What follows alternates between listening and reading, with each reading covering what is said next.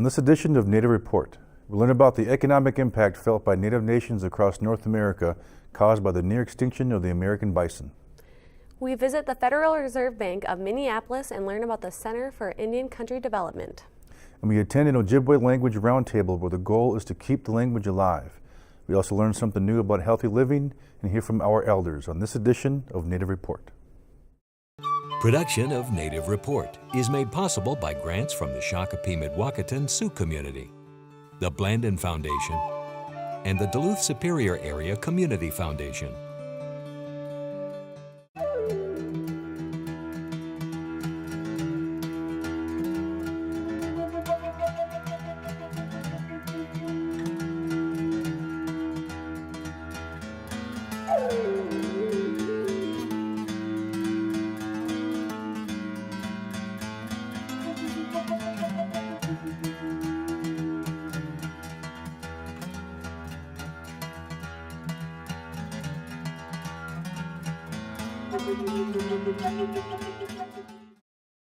Welcome to Native Report. I'm Ernie Stevens. And I'm Rita Aspinwall. Less than 300 years ago, the American bison roamed a large swath across North America. But the bison was hunted to near extinction, and with that loss, tribes also suffered economically and socially. Join us now as we learn about the economic research into how the impact is still being felt in the present.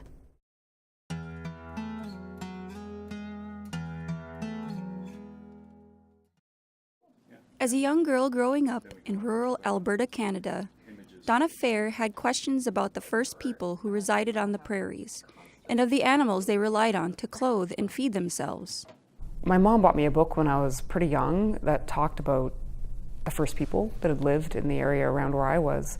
And the people and the creatures they described on the prairie, I remember looking out as a little girl into just this vast emptiness, really, and wondering where everyone went. So I think that was kind of the first, seed planted. And then when I went to grad school, I had a professor who had worked on the slaughter of the North American bison, but from the perspective for the reasons or causes of the slaughter. And it struck me really strongly eventually as I read more and learned more about economics and the discipline and the literature, that no one asked about what happened to the people and the economies that relied on those creatures. So it just seemed like an obvious question to try to answer. Donna is a research economist with the Center for Indian Country Development that is part of the Federal Reserve Bank of Minneapolis. It was while she was a graduate student in Vancouver where she and two colleagues proposed a new theory about the economic impact of the loss of the American bison. Research economists come in different brands, I suppose. I've been trained in labor economics. I'm an applied econometrician, so I work with data, and a lot of my work has actually been in economic history. I often look at economic data. I do a lot of reading of economics papers, and I try to integrate that into economic issues that are important for Indian country. So I've been wanting to work on this for a while, and eventually we hired my colleague, Rob Gillizo, at the University of Victoria. And then we brought in the third co-author, Maggie Jones, who's a PhD student at the University of Queens at the time, and now is an assistant professor. And we all just started working on it together. For me, the big step and the eye-opener was to integrate data that was actually collected by an anthropologist who's quite famous, Franz Boas. And I know anthropologists don't always get the best rep, but he was a physical anthropologist at that.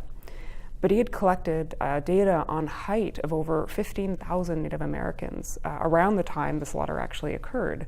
So what you could do is actually use the data that he collected on height and look at the well-being, or physical well-being at least, of people who were born before the slaughter and people who were born after. And they also had a nation's affiliation with the individuals, so you could associate where they were in all likelihood. And you could also know a lot of characteristics about so basically the pre-slaughter economic activity. And then when I looked at that data and I basically did the first kind of quantitative analysis or empirical analysis, I was floored by the change between cohorts after the slaughter in height. Many of the indigenous economies that relied on the bison around this time period were some of the tallest people in the world, and height is often an indicator of nutrition and well-being in childhood. Economic historians often use height as a measure of well-being when we don't have income data. Following the slaughter, you saw subsequent declines in the heights of generations that followed during the slaughter period, and then once the bison were gone, this height advantage had completely reversed. And I guess seeing that so clearly in the data and so strongly, I felt like we had to really push this as far as we could take it and see. And then it occurred to me, after noticing the immediate impact, how did these economies even manage to adjust from that because of all the policies that followed by the federal government? We make the argument in the paper that this resulted in a long period that possibly generated a poverty trap that Native American people are still feeling today. What their research showed is that Native nations that historically relied on the bison have per capita incomes today that are 20% to 40% below the average of all Native nations. Those nations which had agriculturally based economies fared somewhat better. What we did find is that not all bison-based economies solely relied on the bison, right? So some of the economies that were in even just the region where they traded a lot with people who primarily relied on the bison had experience with agriculture, like crop-based agriculture. We find that those economies, even though they suffered the initial same sort of shock because they engaged in a lot of trade, so you can imagine that they also required or needed bison products, after the slaughter, they actually fully financially recovered in the data over this 150-year period. It could have been just the pre-existing human capital that existed around agriculture. It could have been that their soil quality was higher on average and actually suitable to agriculture, because not all people had lands that were. I knew a lot about the slaughter. I knew a lot about Canadian economic history, but in this project, it addresses Canada as well, but a lot of the data comes from the United States, right? So learning more about American Indigenous economic history. And Indigenous people had very sophisticated economies. There were vast trade networks. There was a lot of infrastructure and lots of forms of wealth. I think that upon contact, people often tried to act like Indigenous people weren't economic actors so they could expropriate from them in a way that felt morally justified. And I think that's why people don't typically think today about Indigenous economies, because it was erased with intention. Being a non-Indigenous person myself, for me, it was extremely difficult to read about it, so I can't even imagine what it would be like for other people to read about the histories of their ancestors. I do hope we have the opportunity to keep on sharing the work, because I think there's a lot of important questions that are related that could be answered, but I also want how we pursue this in the future and the questions we pursue in the future to be guided by First Nations people themselves.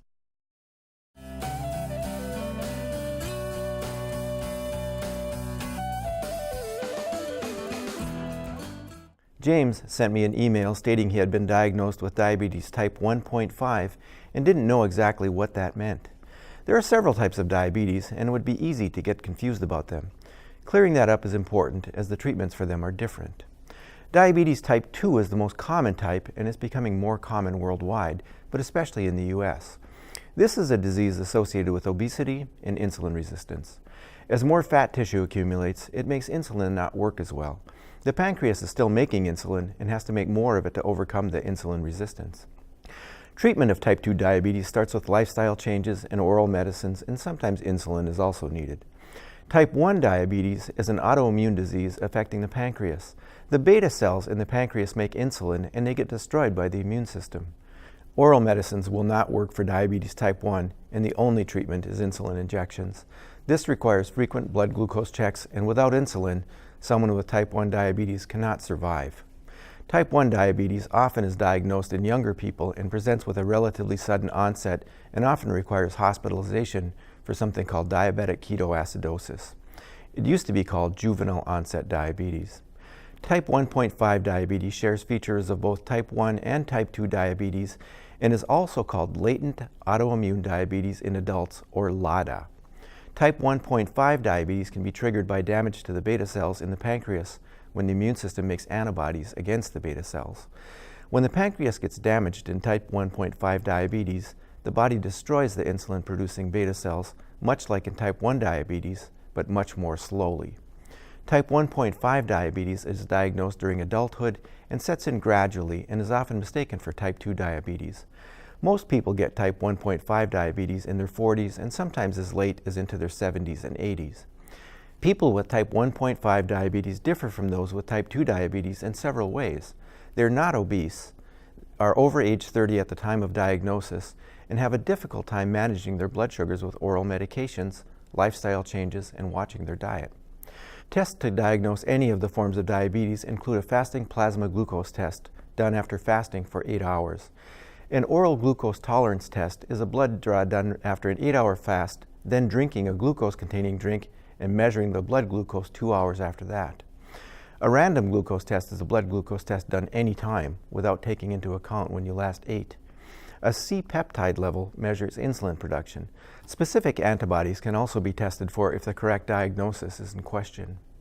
Although oral medications such as metformin can work for a while in type 1.5 diabetes, the preferred treatment is insulin injections, as insulin can help preserve beta cell function. There is no way to prevent type 1.5 diabetes at this time.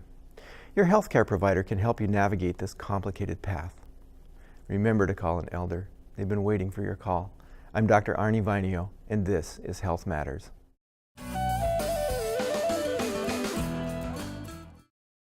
Next, for more than 20 years, the Federal Reserve Bank of Minneapolis has worked to promote economic development in Native communities. Within the Federal Reserve is the Center for Indian Country Development, whose mission is to support the prosperity of Native nations through actionable research and community collaboration.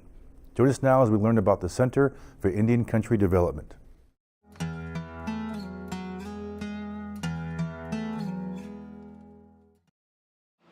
As morning commuters make their way through the north end of downtown Minneapolis, they pass by one of the United States' 12 Federal Reserve banks. Many may be unaware of the work being done within the building. The Federal Reserve System is the central bank of the United States, and it is governed by a board of governors in Washington, D.C. We have 12 districts spread out across the country, and the Minneapolis Fed is the 9th district. And we reach all the way up to the upper peninsula of Michigan, all the way to the western borders of Montana. And we see in the 9th district that the American Indian tribes and the great land bases that we have here through the reservations are a significant part of our regional economy. And so what goes on in their communities really matter to us. So the Fed established the Center for Indian Country Development about 4 years ago, before I came. The president at the time, Narayana Kocher-Lakota, really wanted to take a deep dive into the real lived experience of Indian country and take a look at it through the lens of economics. And he had a vision for the Center for Indian Country Development that was, then approved by our board of directors, the board of governors, and then turned over to me to say, okay, blow life into it. The center is on a national platform. Our work is Indian country wide. The staff at the Center for Indian Country Development, in Patrice's words, is a small but mighty team. In addition to Patrice, the center has on staff 2 project managers, a senior advisor, and a research economist, plus an intern. So we are guided by a leadership council that's comprised of 9 leaders throughout Indian country. The mission of the center is to support the prosperity and well-being of Native nations through actionable research and engagement in the community. And when we say actionable research, we really want to see what the data are telling us about the real lived experience. And oftentimes what we find is either no data whatsoever. We call ourselves the asterisk nation, because essentially we don't see Alaskan Natives, American Indians, or Hawaiian Natives in any of the demographic information. A few weeks ago I was at the Brookings Institution, and it was the first gathering of Native peoples at the Brookings Institution since 1928, when the Miriam Report was issued. And of course the Miriam Report told through evidence-based research the deplorable conditions on reservations. We were talking about gaming and what is the future of the gaming 30 years. It's been 30 years since the Indian Gaming Regulatory Act. What does it look like? And when I took a look at the data, the economics of it, we see that there's been an enormous amount of revenue generated by casinos. But what we also saw is that those revenues are tapering off. There's a plateau and maybe even a small downward tick. That downward trend could be attributable to increased competition by states and online sports betting. For Patrice and her staff, they are interested in what that may mean for Native economies. Native nations are the 13th largest employer in the United States. So when I see the growth of the gaming industry and I see a little bit of a plateau, maybe a downtick, I'm concerned in the sense of what does that mean to those economies? What does that mean for those employees and local governments? And then I look at what job sectors the reservations predominantly consist of. And we see a very significant concentration in the arts, entertainment, and recreation area, and in the public administration. So that means casinos and tribal government, perhaps federal government as well. So all of this leads me to think that there's a strong concern about the stability or long-term continuation of this kind of revenue generation and the need to diversify. On the housing front, we've seen that the program specifically designed to support Native home ownership, the HUD 184 Loan Guarantee Program, is bypassing Indian country altogether. In addition to our research, we have created some really good resources. And one resource that I'm very proud of is the Tribal Leaders Handbook on Homeownership as a guide for tribal leaders to really understand what their role and responsibilities and opportunities are to create homeownership opportunities in Indian country, for lenders to understand how to engage and work with Indian country, and all the different partners who are necessary to creating housing development and supporting home buyers in this journey. So we're looking at a lot of different, looking at Indian country and the economic world from an economic lens in a lot of different ways. Part of what we want to do is to draw attention to the need for more data, uncover, discover, create our own data, and to really show what is going on in Indian country so that we can make better decisions. We, tribal leaders, policymakers at the state and federal level, creating opportunities for partnering and investment and leveraging the assets, the abundance of assets in Indian country.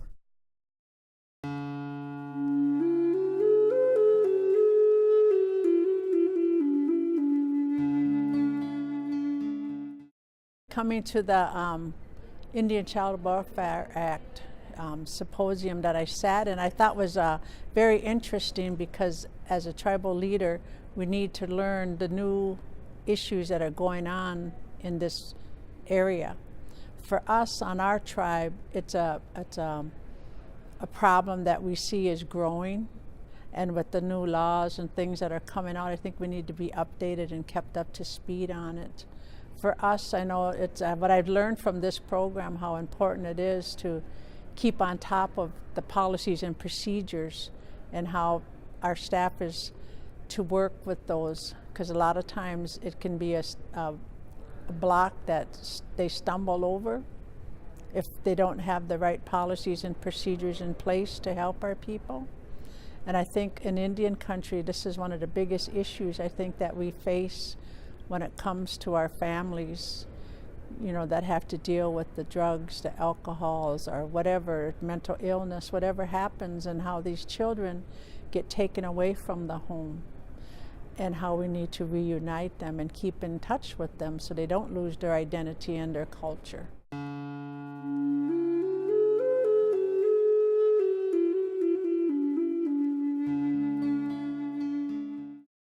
According to the Indigenous Language Institute, there are once more than 300 Indigenous languages spoken in the United States, and approximately 175 remain today. The Institute also estimates that by the year 2050, only 20 will remain. However, there is a movement to teach and preserve Native languages. For those who attend the Ojibwe Language Roundtable in Duluth, Minnesota, they hope to keep their languages alive for many years to come.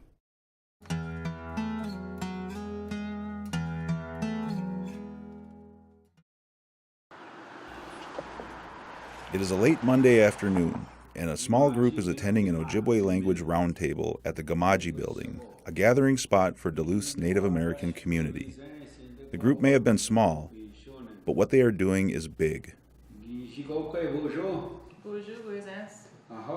The first and foremost thing that we do is to come together as a community. And I think it's important to say that in this community that I'm not the teacher, and we don't look at things in the Western way of somebody's a teacher and they got all the knowledge and they're going to give it to me and this and that. But in a community setting that we come together and that we can help one another. So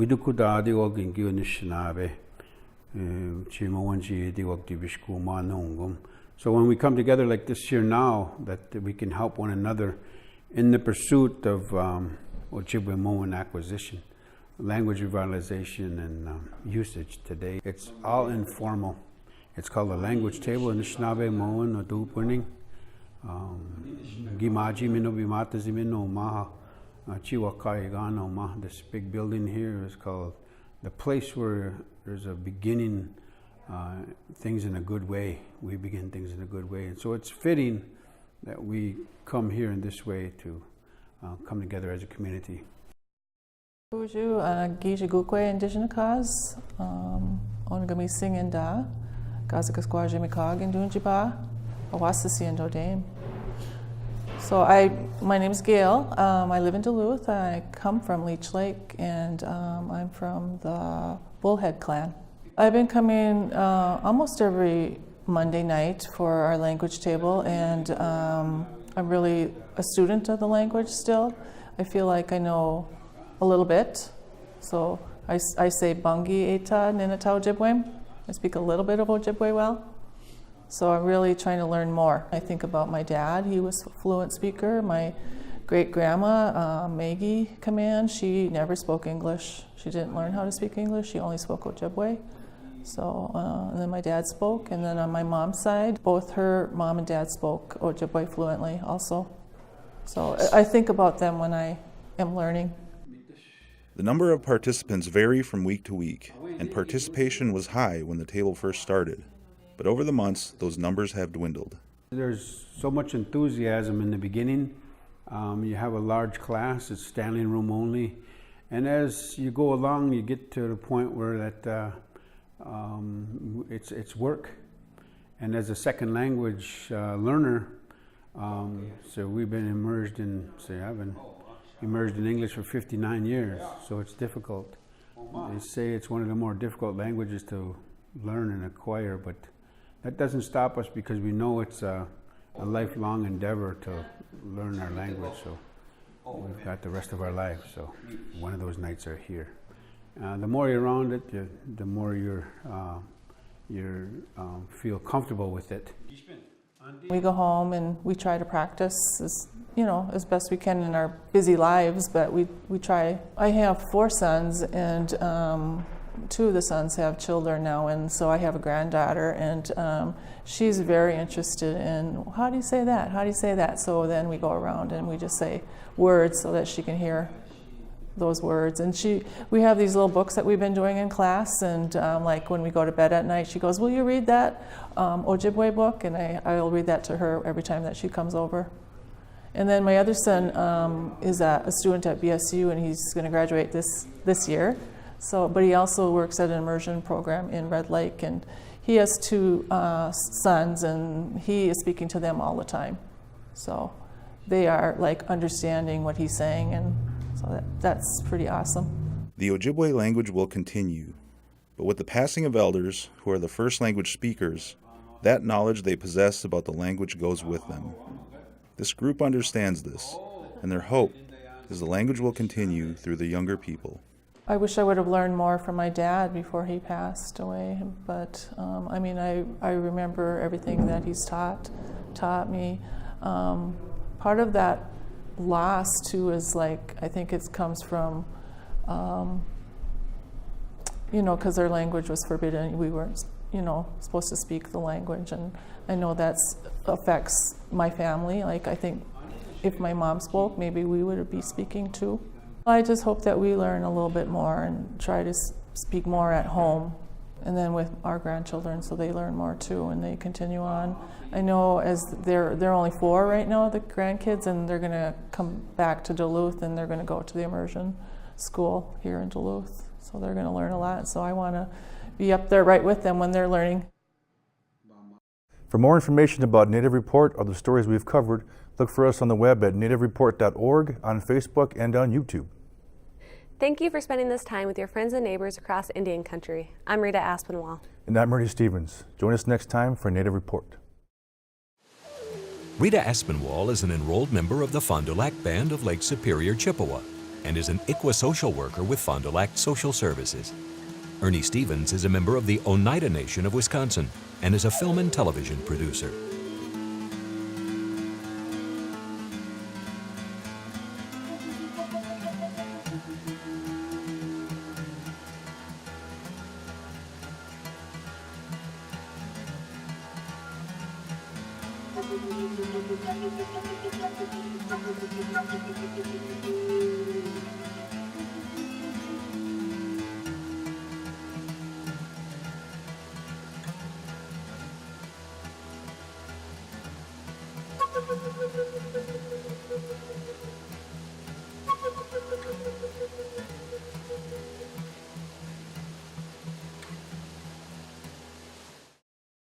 Production of Native Report is made possible by grants from the Shakopee-Mdewakanton Sioux community, the Blandin Foundation, and the Duluth Superior Area Community Foundation.